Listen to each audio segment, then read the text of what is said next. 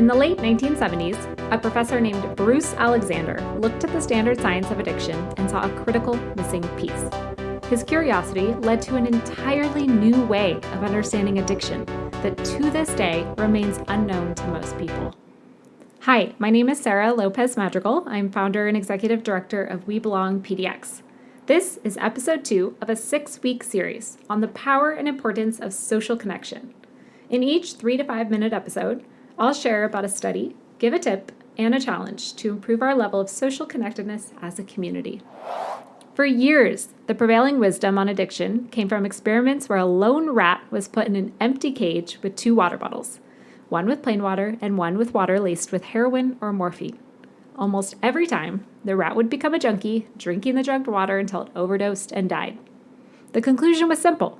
These drugs were so powerfully addictive that no one, not even a rat, could resist them. It turns out that story, which sounds so simple and definitive, is actually missing the most important piece. Bruce Alexander looked at that lonely rat in that tiny sterile cage and had a radical thought. What if the problem wasn't the drug? What if the problem was the cage? He went on to build a different kind of cage. He and his team constructed a massive rat park, as they called it, a sprawling playground for rats. It was significantly larger than the old cages, filled with tunnels, balls, wood shavings, and most importantly, other rats. This was a rat utopia, a place where they could play, mate, and build a community. Once the rats were settled in their new home, Alexander introduced the same 2 water bottles, one plain, one drugged, and the results were stunning. The rat park residents, with all of their friends and toys, barely touched the drug-laced water. They might take a sip or two, but they were far more interested in playing and socializing. There were no overdoses, 0. To prove his point, Alexander also kept a group of rats in the old isolated cages. They, just like the rats in all the previous studies, quickly became addicted and often died. The experiment was revolutionary. It showed that the drug wasn't the sole cause of addiction.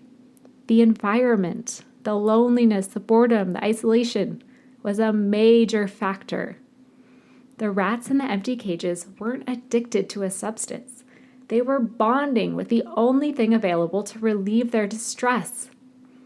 The rats in Rat Park, surrounded by connection and purpose, had no need for that escape.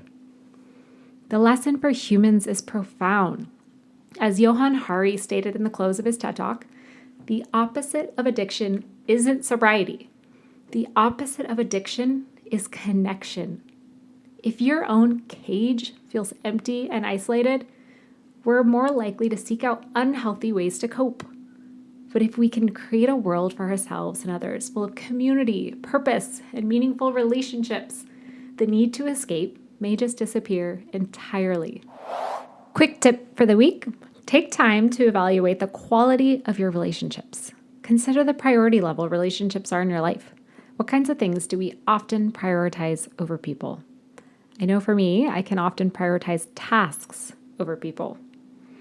Your challenge for the week, take one day that you typically stay in and watch TV, and instead invite a friend to get together, or maybe even organize a gathering with a few friends. Thanks so much for tuning in.